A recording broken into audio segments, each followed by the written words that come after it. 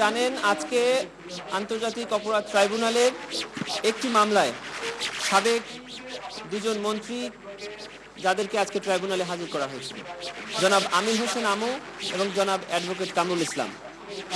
ওনাদের দুজনকে এই ট্রাইব্যুনাল থেকে গত 17 অক্টোবর তাদের বিরুদ্ধে গ্রেফতারি পরোয়ানা জারি করা হয়েছিল।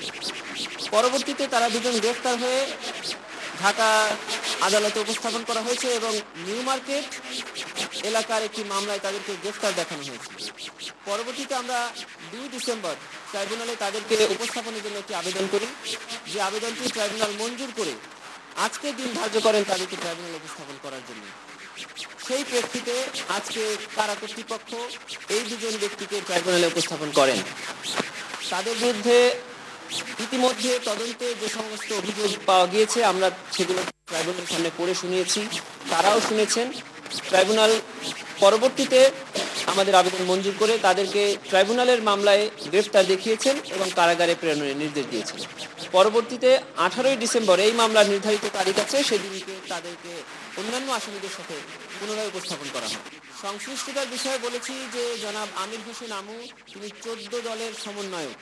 14 দলের সমন্বয়ক থাকা অবস্থায় 19 জুলাই 2024 তারিখ সারা দেশব্যাপী যখন মানবতা বিরোধী অপরাধ চলমান আছে, গণহত্যা চলমান আছে, তখন 14 দলের একটি বৈঠক সংগঠিত হয় গণভবনে। এই বৈঠকে তিনি একজন নেতৃত্বস্থানীয় ব্যক্তি ছিলেন এবং সেই বৈঠকে কারফিউ জারির সিদ্ধান্ত হয় এবং কারফিউয়ে দেখা মাত্র গুলির সিদ্ধান্ত হয় এবং পরবর্তী আপনারা 20 তারিখ থেকে দেখছেন সারা দেশে কিভাবে নিরীহ নিরস্ত্র সাধারণ ছাত্র জনতার উপরে নির্বিচারে গুলি করে তাদেরকে হত্যা করা হয়েছে, চিরতরে পঙ্গু করা হয়েছে, অন্ধ করা হয়েছে, আহত করা হয়েছে। এখনো তারা এই শরীরে সে সকল দাগ বয়ে নিয়ে বেড়াচ্ছেন, আর যারা নিহত হয়েছেন তাদের পরিবাররা এই ক্ষত বয়ে নিয়ে বেড়াচ্ছেন। সেই সকল দায় থেকে যারা ওই মিটিংয়ে উপস্থিত ছিলেন, যারা নেতৃত্ব দিয়েছেন, যারা সিদ্ধান্ত দিয়েছেন, এই দুজন আসামি তাদের অন্যতম ব্যক্তি ছিলেন। তারা এই দায় এড়াতে পারেননি। জনাব অ্যাডভোকেট কামরুল ইসলাম এমপি ছিলেন ঢাকা নিউ মার্কেট এলাকায়। আপনারা জানেন তার এলাকাতে কি নৃশংসভাবে হত্যা হয়েছে। ঢাকা 2 আসনের এমপি হিসাবে তার এলাকায় অসংখ্য ছাত্র জনতাকে গুলি করে হত্যা করা হয়েছে। তিনি আওয়ামী লীগের প্রেসিডিয়াম সদস্য ছিলেন। তার আওয়ামী লীগের প্রেসিডিয়াম সদস্য থাকা অবস্থায় আওয়ামী লীগ দলীয় সিদ্ধান্ত নিয়ে ছাত্র আন্দোলনের বিরুদ্ধে অবস্থান নেয় এবং তার দলীয় ছাত্রলীগ যুবলীগ নেতাকর্মীরা অস্ত্র দিয়ে এবং সাথে আইন শৃঙ্খলা বাহিনী চাইনিজ রাইফেল দিয়ে গুলি করে সাধারণ ছাত্রজনকে হত্যা করে।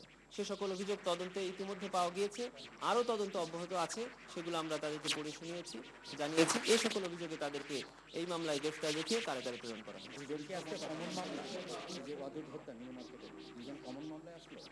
না, ওয়াদুদ হত্যা নিউ মার্কেটে তাদেরকে গ্রেফতার করে কোর্টে রাখা হয়েছিল। আজকে তাদেরকে এই ট্রাইব্যুনালের মামলায় সারা দেশব্যাপী যেটা হয়েছে সেই মামলায় গ্রেফতার দেখানো হবে। আবুল হাসান যাত্রাবাড়ি থানার সাবেক ওসি।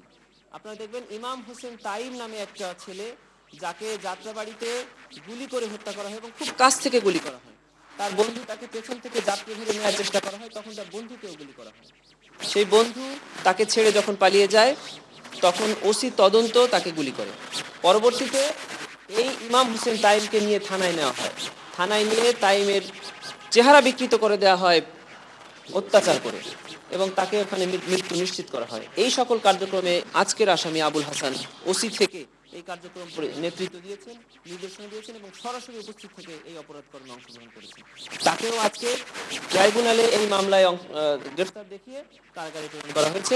আগামী 12 ডিসেম্বর তাকে ওই ট্রাইব্যুনালে উপস্থাপন করা হবে নির্ধারিত। তাকে আরো একবার আনা হয়েছিল ট্রাইব্যুনালেরই অন্য একটি মামলায়। আজকে তাকে ট্রাইব্যুনালের শুধু যাত্রাবাড়ি সংক্রান্ত যে মামলাটি আছে সেই মামলায় গ্রেফতার।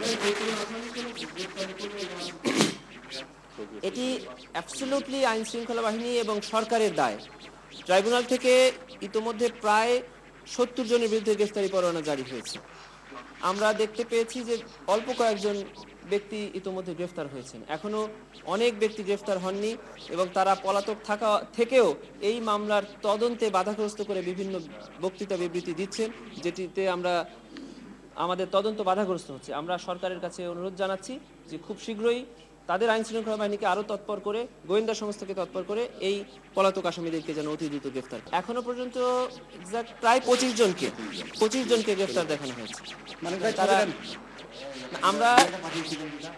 আমরা রেড নোটিশের অ্যাপ্লিকেশন করেছি সেটি এখনো পেন্ডিং আছে, আমাদের কাছে এখনো কোনো, এটা আমাদের বিজ্ঞ চিফ প্রসিকিউটর সাহেব আসবে, উনি এসে সিদ্ধান্ত নেবেন। তবে একটি কথা, সেটি হলো আজকে আমাদের দিনটি অন্যতম গুরুত্বপূর্ণ দিন আমাদের সকলের জন্য। আমরা যে যেখানেই আছি, আমরা বারবার ন্যায় বিচারের কথা বলি।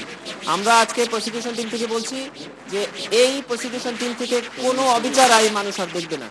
আজকে যে আসামিকে আনা হয়েছে, অন্যতম আসামি জনাব কামরুল ইসলাম সাহেব, ওনার হাতেই এই গড়া এই ট্রাইব্যুনাল, আজকে তাকে এই ট্রাইব্যুনালে আনা হয়েছে। সেখান থেকে আমাদের শিক্ষা আছে, সেখান থেকে দেশবাসী শিক্ষা আছে। আমরা যেখানে যে অবস্থায় দায়িত্বে আছি, প্রত্যেকেই ন্যায় বিচারের জন্য এবং সত্যের জন্য কাজ করব, যেন পৃথিবীতে বা এদেশে আর কখনো এরকম অবিচার না হয় এবং আমাদেরকে এরকম পরিস্থিতির শিকার না হতে হয়। হ্যাঁ, আমরা সবসময় প্রত্যেক আসামি, প্রত্যেক ব্যক্তিকে তার সম্মান দিয়ে ডাকি। আপনারা দেখবেন এর আগে এই ট্রাইব্যুনালে বিচারাধীন আসামিদেরকে বিভিন্ন নামে ডাকা হতো এবং তদন্ত প্রতিবেদনে তাদের নামের পাশে এমন শব্দ জুড়িয়ে দেওয়া হতো যাতে এই আসামিরা অপমানিত হয়। কিন্তু আমরা লেখার ক্ষেত্রে, বলার ক্ষেত্রে সবসময় তাদেরকে সম্মান দিয়ে বলার চেষ্টা করি। বিচারে যেটা হয় সেটা হবে। Thank you.